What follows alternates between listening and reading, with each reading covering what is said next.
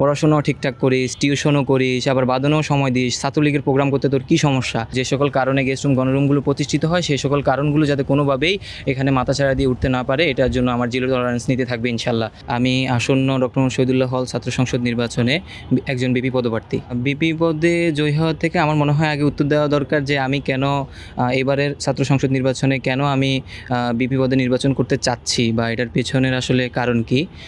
কারণটা আমি আগে বলতে চাচ্ছি। কারণটা হচ্ছে আমি একদম প্রথম বর্ষ থেকেই গণরুমের মাধ্যমেই হলে উঠি এবং গণরুম গেস্ট রুমের যে ভয়াবহতা সেটার প্রত্যক্ষদর্শী আমি।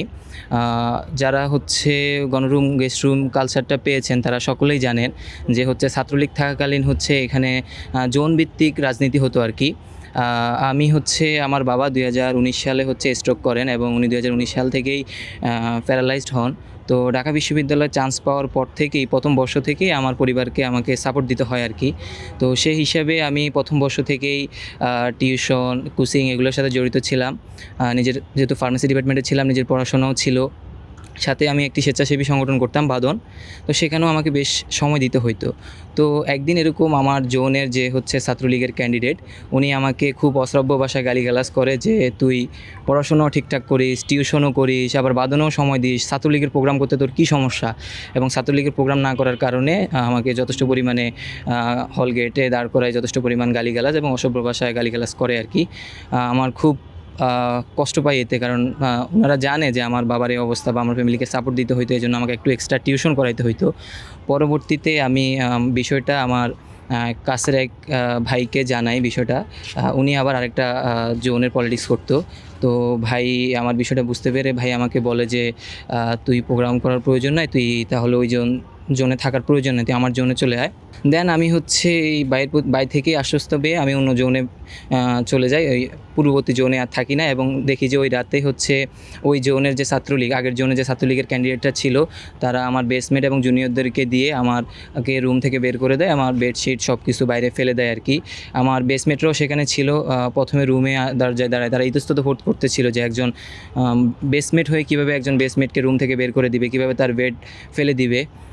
তারা যখন দরজায় দাঁড়ায় আছে তখন দেখলাম যে ইমিডিয়েট সিনিয়ররা তাদেরকে আমার বেসমেটদেরকে খুব অসভ্য ভাষা গালিগালাজ করে, এই তোরা কি ফালাবি এগুলো, নাকি আমরা ফালাবো, কি আমাদের যাইতে হবে?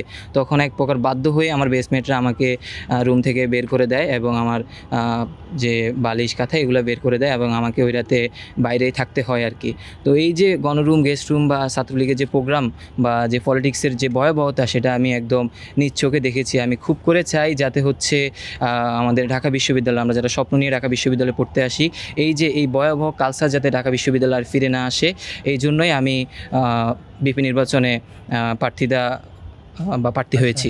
এটার জন্য আমার ইশতেহারের মধ্যেই এটা জিরো টলারেন্স থাকবে, কোনোভাবেই যাতে হচ্ছে গেস্ট রুম গণরুম যে সকল কারণে গেস্ট রুম গণরুমগুলো প্রতিষ্ঠিত হয় সেই সকল কারণগুলো যাতে কোনোভাবেই এখানে মাথাচাড়া দিয়ে উঠতে না পারে, এটার জন্য আমার জিরো টলারেন্স নিতে থাকবে ইনশাল্লাহ। আসলে এটা শঙ্কা করছি, এই সংখ্যাটা উড়িয়ে দেওয়া যায় না। যারা আসলে নতুন করে স্বৈরাচার হতে চায়, যারা চায় যে যারা এই যে গণরুম গেস্ট রুম থেকে যারা বেনিফিশিয়াল হয়ে থাকে বা যারা এটার মাধ্যমে সুবিধা ভোগ করে, তারাই চাইবে হচ্ছে ডাকসুকে বানচাল করে দেওয়ার জন্য। কারণ ডাকসু যদি না হয় তাহলেই তারা সবচেয়ে বেশি সুবিধাবাদী হবে এবং তাদের যে এজেন্ডা সেই এজেন্ডা তারা বাস্তবায়ন করতে পারবে। এজন্যই তারা সবসময় চাইবে ডাকসুকে বানচাল করে দেওয়ার জন্য।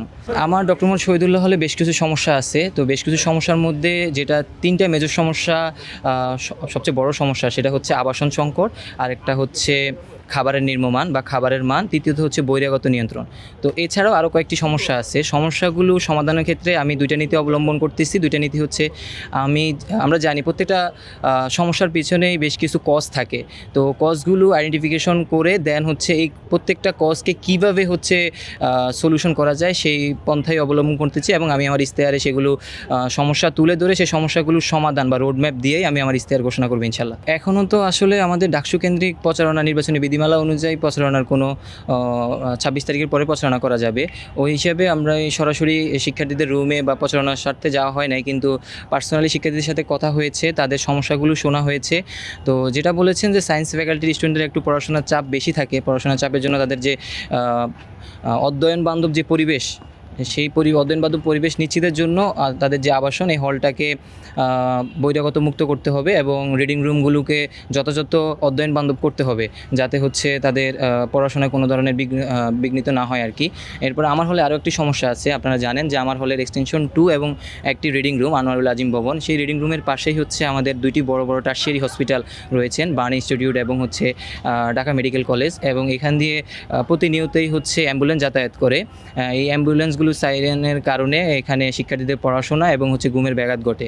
তো এই সাউন্ড পলিউশনটা কীভাবে দূর করা যায় সেটা নিয়েও আমি চিন্তা করতেছি এবং ইনশাল্লাহ এটার একটা সমাধানযোগ্য সমাধান বের করতে পারবো ইনশাল্লাহ। হ্যাঁ, অবশ্যই আমি এর আগেও বলেছি, আমি যে ইশতেহারগুলো দিব, আমি এই ইশতেহারগুলো প্রকাশের সাথে সাথে ইশতেহারগুলো কীভাবে বা কয় দিনের মধ্যে সমাধান করা যাবে সেই পূর্ণাঙ্গ একটি রোডম্যাপ দিয়ে আমি ইশতেহারগুলো ঘোষণা করব।